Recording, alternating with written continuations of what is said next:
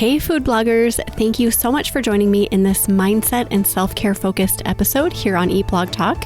One of the reasons I started Eat Blog Talk was to hold a space to talk about the importance of mindset and self-care.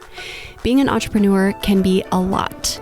If we are not taking care of ourselves, then getting actionable information about SEO, Pinterest, or whatever else is all moot. I will meet you back here every Wednesday to discuss various mindset and self-care topics, so you have the energy and space to tackle the rest. Hey food bloggers, if you're looking to get more blog posts out into the world this year, I can help. I'm Jen and I work behind the scenes as a ghostwriter for food bloggers so you're able to put all of your beautiful recipes out into the world. I optimize all posts in RankIQ and you'll get great, helpful SEO optimized content without any useless filler, and that's written for humans to read. Whether you need to update old posts or create new ones, I'm your person.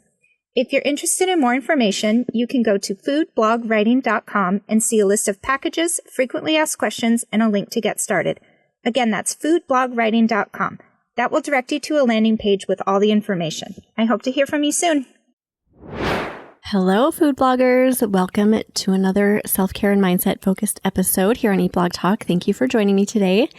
In today's episode, we're going to talk about 5 questions food bloggers get asked from friends and family and how to respond to them. This topic is such a hot one because it can really get in our heads and therefore in our way, I believe. It's no secret that people outside our industry, so our friends and family usually, do not understand what goes on inside our businesses and inside our industry, which is fine and understandable. Honestly, it's like me trying to understand what a physicist does. I might have a general idea what a physicist does, but I definitely could not tell you details about what they do. And if someone were to tell me they were a physicist, I'd be asking a lot of questions, probably very stupid questions from their standpoint.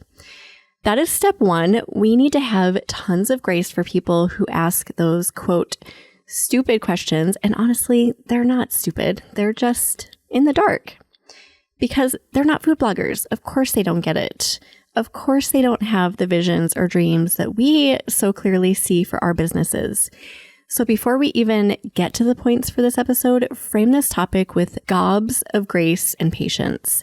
Extend that to everyone in your life, and I promise everything will get easier after that. For the longest time, I found myself getting offended by certain things people would ask me and say to me about being a food blogger or just an entrepreneur in general. This was silly, and I'm so grateful to have a new perspective on this because now I don't feel the need to make others understand what I do or why I do it. I absolutely love what I do. I'm at peace with what I put out into the world and how I do that, and that is all that matters. Whether you feel the same peace or not, it's still good to be armed with answers to a few common questions that do come our way. So let's talk through the 5 questions food bloggers get from time to time from friends and family and how to respond to them. Number 1, you're a what? Or what exactly do you do? This is probably the most common question I have personally fielded over the years. Due to the high volume of times this question has come my way, I've been able to refine it pretty well, and I feel really good about my current response. In the first few years, I would answer with, I'm a food blogger. And the reply I typically get was, oh, like a restaurant critic, which led to frustration and ridiculous, long, drawn-out explanations of what food bloggers actually do, which led to glazed-over, confused eyeballs. My succinct answer to this question now is this. I run a recipe website, and I run a membership teaching others how to monetize their recipe sites. It is very rare that a person doesn't understand what all of that means. But if I still sense confusion, I follow up with, if you're searching for a chili recipe on Google and type in chili recipe, you will see a bunch of search results that come up. Most of these results are food blogs, also known as recipe websites.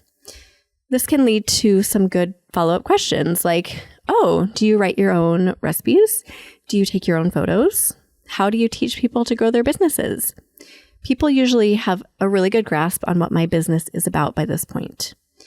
If you're listening and you're not a food blogger, but you have an entrepreneurial business that serves people in other ways, break down what you do into the simplest form that a 13-year-old would understand, preferably in a single sentence.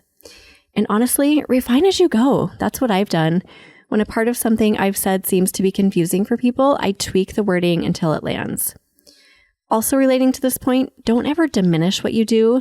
When someone doesn't get what you're trying to explain, it's so easy to feel less than and to start diminishing the work we do. Speak about your job with respect and confidence. You serve and really help people in such a unique and profound way. Own that, even if it isn't received well. This question and resulting conversation can often lead to number 2, do you make money? Or how do you make money? Or for the really bold, how much money do you make? It's rare that people ask how much money I make, but it has been asked. Much more commonly, people will just ask how I make money. My current response to this question is this. On the blogging side of my business, most of the money I make comes from advertising on my site. On the teaching side of my business, I make money through podcast sponsorships and membership sales. Sometimes people have questions about how advertising equates to money earned for food bloggers, so I use this example. If you wanted to advertise a product or a service you were selling, you might contact a newspaper or a radio station or a magazine in order to purchase an ad spot. It's the same thing for food blogs. Advertisers want their products to be seen by people browsing through recipe sites, so they get their ads put there through an advertising network that manages the ads. We, as the content creators, get paid for those ads being seen, so the more they're viewed, the more revenue we get. And I think it's important to address how not to answer this question, because depending on the person asking or the way it's asked, we may not always feel comfortable diving into an explanation about how we make money. If it feels weird, just change the subject. If the other person persists, they probably don't deserve an explanation, so just walk away. It's okay to do that. Or you could try brushing off the question with humor. Something like this might make them stop. I'm not sure, but money keeps flowing into my bank account. Haha. When people are bold enough to ask you how much money you make, if you're comfortable sharing this with people, then go for it. If not, I would personally ignore it or change the subject. I've not yet said this, but I have been tempted to say it. How much money do you make? Answering a question with a question. It's amazing to me that it can feel appropriate to ask an entrepreneur how much money they make when it's so inappropriate to ask like a doctor or a nurse or a teacher the same question. Perhaps a simple, I don't feel comfortable answering that question is all you need to say, along with a gentle change of subject. About a year ago, I was at the bank depositing a big-ish check. It wasn't an astronomical check, but it was definitely bigger than the average check, at least for me. The bank teller looked at the check, then looked at me and said, "Where did you get this?" This totally threw me off. I said something like, I earned it in my business. He kind of shrugged and then carried on. We finished the transaction and I left. After I left, I was so mad at myself for not responding differently. What a completely inappropriate thing to say to me. I wish I would have said something like, do you ask everyone who deposits a check that question? Does the businessman coming in to deposit a check wearing a suit and tie get asked where he got his money?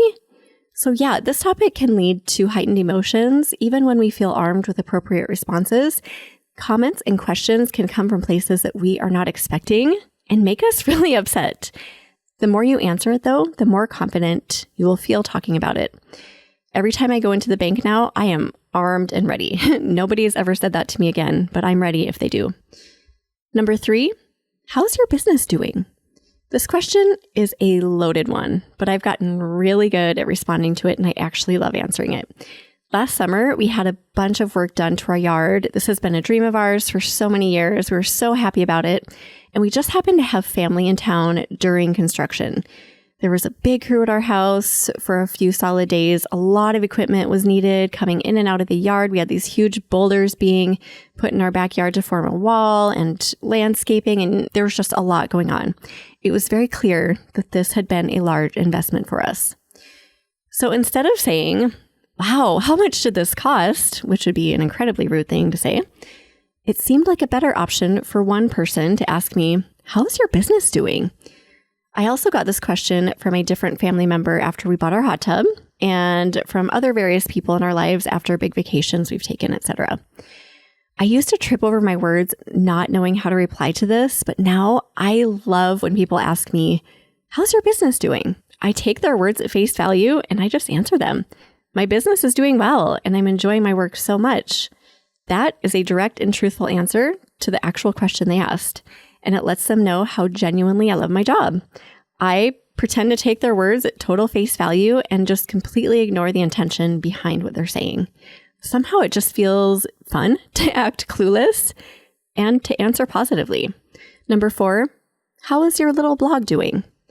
There are only a few little words that differentiate this sentence from the previous one, but there's a huge difference in the meaning. The last question was code for, how much money are you making? And this question is code for, aw, what a cute little hobby you have and how adorable that you think it's going to pan out. I have fielded this question so many times over the years, I've lost count. I can't even tell you how many times I've heard this. I remember one time very early on in my business and before I'd gone full time, I was sitting on my front porch with a friend. She asked some version of this question and I launched into full detail about all the work I was putting toward each post, including photography, recipe development, writing, testing, etc. She asked me how much time I spent on each post from start to finish, and I said something like, I think it's somewhere around 4 hours. I remember so clearly the look on her face just being total shock. Her jaw dropped to the ground, and she stared at me for what seemed like forever. I feel like I read her mind in that moment, which was, why in the world would you spend so much time on this little project? Here's the thing about this question and the sentiments behind it. Nobody has the vision for your business that you have.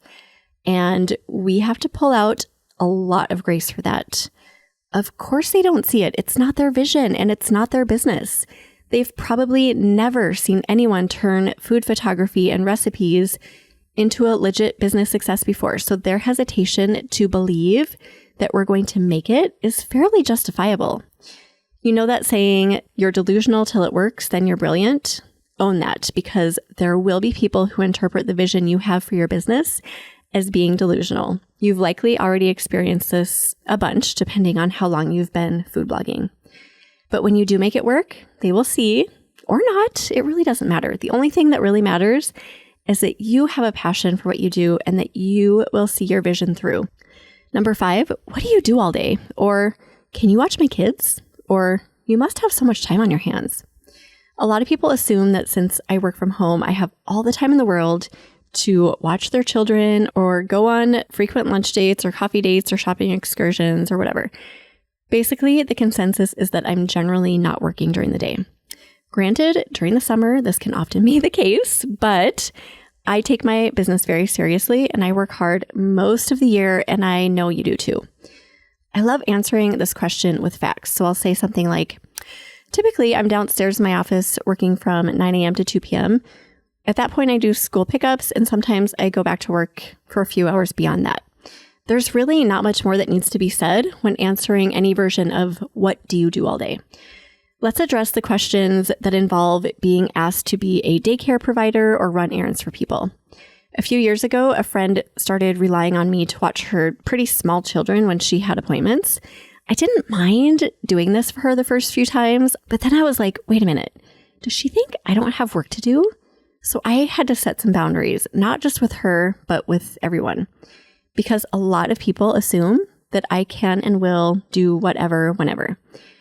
I say no a lot, summers excluded, to lunch dates, coffee dates, watching people's kids, etc. My best advice for this one is to have strict boundaries, hold those boundaries, and state your hours of business when people inquire about the mysterious goings-on in your home during daytime weekday hours. Doing those couple of small things took so much off my mental plate. Let's recap the 5 questions food bloggers get from friends and family and how to respond to them. Number 1, you're a what? Or what exactly do you do? Number 2, do you make money? Or how do you make money? Or how much money do you make? Number 3, how's your business doing? Number 4, how's your little blog doing? And number 5, what do you do all day? Or can you watch my kids? Or you must have so much time on your hands. Arming yourself with answers to these common questions we get from people outside of our world can take such a mental load off. I used to panic about being in a new group of people because I knew someone was going to ask me what I did for work, leading to stumbling over my words and sounding like an idiot. With a little refining and time and patience and grace, I've gotten to a point where I feel confident talking about what I do and answering these questions with confidence. Thank you for listening. I hope this helps you. I will see you next week, food bloggers. Have a good one. Thank you so much for listening to this mindset and self-care episode here on Eat Blog Talk. If you are a food blogger providing a service for other food bloggers and you want to spread the word about the value that you offer, I would love to offer you a free way to do just this. Send me a 60-second audio clip to be featured in a mindset and self-care episode here on Eat Blog Talk in 2024. Go to eatblogtalk.com/audio clip to learn more.